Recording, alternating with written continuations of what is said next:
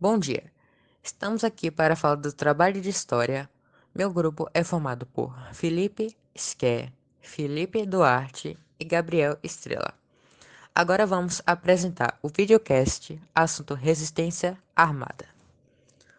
A Resistência Armada Nacionalista, ou RAM, foi o grupo guerrilheiro brasileiro sob a liderança do ex-almirante Cândido Assis Aragão, que unia antigos oficiais do exército da FAB. O RAM se opunhava às decisões de MNR.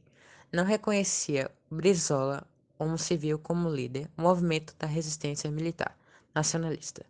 Foi um nome do grupo guerrilheiro posteriormente e por volta de dezembro de 1966, MRMN virava Resistência Armada Nacionalista, ou RAM, tendo o símbolo uma rã como fuzileiros navais do Almirante Paraibano, de acordo com o documento do CISE de 20 de dezembro de 1966. Obter recursos financeiros junto ao Partido Comunista Uruguaio, PCU, e a Organização Latino-Americana de Solidariedade, OLAS. Através de contratos com Rodney Arismendi e Edmundo Soares Neto, lançamento no Brasil de manifesto subversivo assinado por Cândido Aragão, visando especialmente as capitais dos estados Rio Grande do Sul, São Paulo, Guanabara e Rio de Janeiro. Ainda nas mesmas cidades, o pichamento de paredes divulgando a nova sigla do grupo RAM, por intermédio da aulas, enviar a Cuba os asilados de Cândido Aragão, Daudut, Armando Magno de Araújo e posteriormente grupos de dois a Cuba e Coreia do Norte, para adestramento na técnica de guerrilhas. Em março, esses grupos realizaram diversas reuniões com a finalidade de formarem uma frente única. Entretanto, enquanto que um grupo de Brizola acreditava dentro do Brasil, em curto prazo se aflorariam novos movimentos contra o governo. O grupo de ex-militares não concordava com essa posição e afirmava que a revolução armada era a única forma de tomar o poder. Este grupo preconizava a criação de uma estrutura clandestina conduzida por uma liderança conhecida e atuando no Brasil. Para eles, a presença física de Brizola era condição indispensável para o movimento. Essa posição constituiu-se no ponto de ruptura entre os dois grupos. A convicção revolucionária de Brizola não era tão grande a ponto de levá-lo a se expor fisicamente. Bem mais tranquila era sua participação na Revolução Brasileira, elaborada à sombra do asilo político no Uruguai.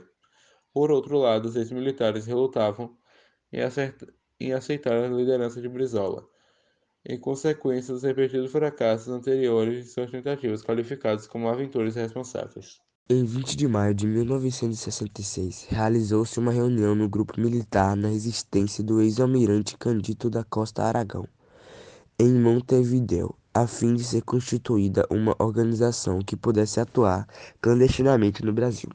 O Movimento de Resistência Militar Nacionalista, conhecido como MRMN, nessa reunião, ficou estabelecido que o MRMN desencadearia inicialmente uma série de atos contra alvos ligados aos interesses estadunidenses do Brasil. Numa fase seguinte, partiria para a eliminação física dos membros do Peace Corps e de outros estadunidenses que eram agentes da CIA.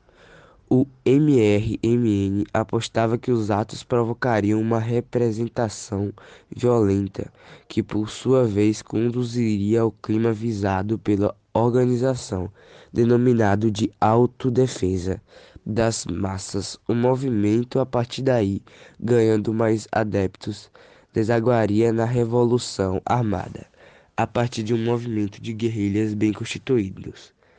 Inicialmente, a chefia do MRMN coube ao ex-almirante Aragão. Posteriormente, por problemas de saúde, Aragão entregou o comando a Alfredo Ribeiro Daltri e a Emmanuel Nicol. Integrariam o MRMN. Os militares exilados no Uruguai e em outros países, ex-militares casados no Brasil e clandestinamente alguns militares ainda em serviço ativo, recrutados pelo aproveitamento de morte, nacionalismo, pensando sempre presente na maioria dos militares. Para este fim, as bases do movimento seriam levadas ao Rio Grande do Sul, com a ideia de recrutar militares e civis que participariam da organização, formando núcleos de resistência em várias cidades do Brasil. Em 26 de maio de 1966, o MRMN deu publicidade ao manifesto ao povo brasileiro, no qual transmitiu uma imagem hegemônica no Brasil, na América do Sul. No início de junho, os militares do MRMN tentaram uma aproximação com o grupo sindical dos exilados. A tentativa não teve êxito. Os sindicalistas acreditavam que a atividade dos ex-militares prejudicava o trabalho que Dante Pelancani estavam realizando em São Paulo, em ligação com Benedito Cerqueira e com a Federação Sindical Mundial. Naquele mesmo dia de julho de 1966, o MRMN entrou em contato com o Comitê de Apoio a Cuba a fim de obter o seu reconhecimento político.